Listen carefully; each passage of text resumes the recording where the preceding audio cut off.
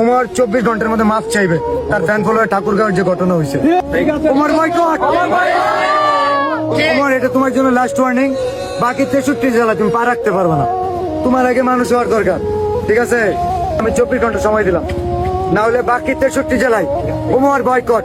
উমরের কিছু fan follower, আমরা ঠাকুরগাঁও আসছিলাম, ফান্ড কালেক্ট করতেছি, মানবিক কাজ করতেছি, বাট তারা আমাদের এখানে ডিস্টার্ব করছে, সিনক্রেট করছে। আমরা 22,000 টাকা তুলতে পারছি, এখানে হয়তো লাখখানিক টাকা বা আর 100 টাকা হলেও বেশি তোলা যেত।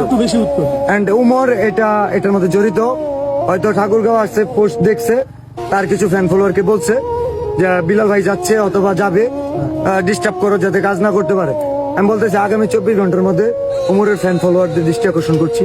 ওরা কি করবে জানি না, বাট উমর যদি এটা নিয়ে কথা না বলে, মাফ যদি না চায় ওর ফ্যান ফলোয়ার, গাজীপুর ছাড়া বাকি 63 জেলায় উমর বয়কট।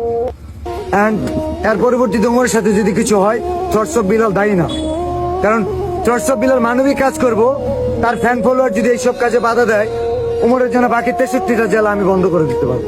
এটা লাস্ট ওয়ার্নিং।